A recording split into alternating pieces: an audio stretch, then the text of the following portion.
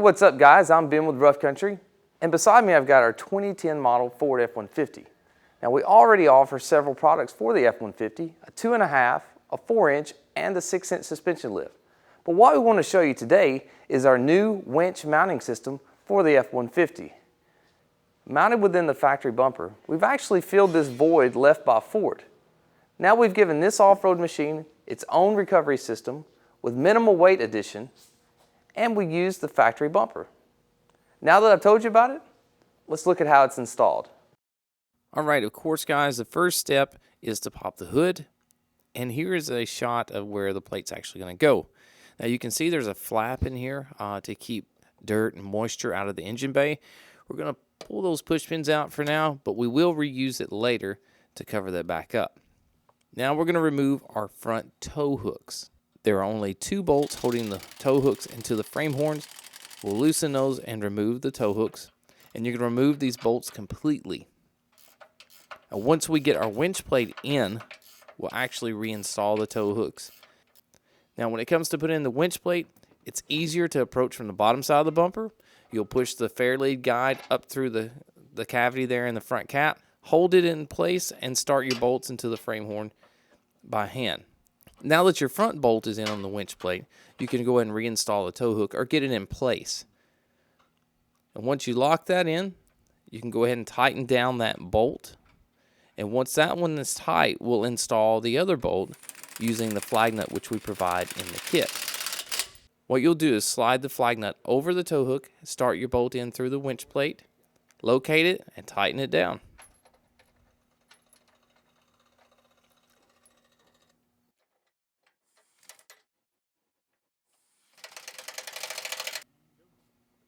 Next, we'll install our filler guard, which is also going to house your roller fair lead. Now, if you'll set the fair lead up there, it'll pretty much set in place. You can go ahead and start your bolts, and then you can tighten down the roller fair lead and the filler to the winch plate, and you're done with that part of the winch plate. Now, if you'll notice on the bottom of the fair lead, we have some brackets for a license plate for you guys that have to run a front plate in certain states. You can put a bracket on, or simply use some push pins like we did to run just a decorative plate. Okay, now for the fun part, which is the control box. What you'll first need to do is disconnect the control box from the winch, your grounds, and all your power terminals. Once you get the control box off the winch, like we have here, you'll remove the rubber stops off the lid, and then you'll pull the screws out so that we can remove the lid. Once the lid is off, you can unbolt your ground wire there on the control box, and you're going to remove those 4 bolts that held the straps on for the winch mounting.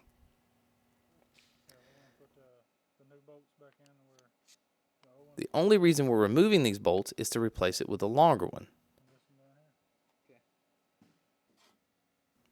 These bolts are going to hold the mounting bracket that lets us fasten the control box to the radiator tab. We can see we've got our 4 bolts in now. We're actually going to go ahead and put on the control box bracket. Next, simply put the fasteners on. You can tighten those down. And now that we've got our bracket on, we can go ahead and bring our control box over to the winch, and we're going to reconnect our ground terminals. Now that we have our ground wires on the winch, we can go ahead and install the winch onto the winch plate. Just try and line up the winch with the bolt holes as best as possible. You will need some fine adjustment more than likely. Now, as you can see with the winch in there, there's plenty of clearance.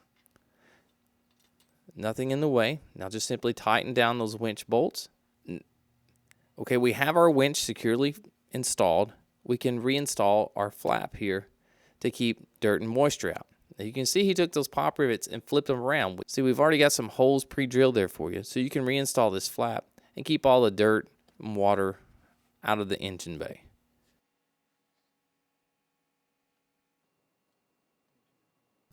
Now that we've got our grounds connected on the control box, you can reinstall the screws to hold the lid on.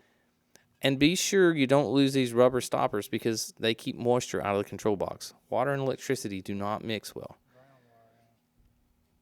And once those are popped back in, the control box is ready to be mounted onto the tab coming off of the radiator. Now you'll push the bolt up through the radiator tab and through the bracket, and then you just tighten that down. You've got 2 bolts that basically hold this control box on. And once your control box is mounted, you'll go ahead and reinstall the 3 power terminals to the winch. With our control box mounted, our last step is to route the cables to the battery.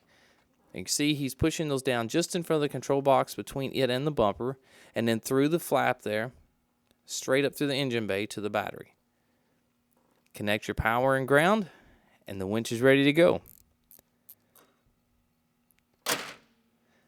Now we have a Ford F-150 that doesn't have an ugly hole in the front of it.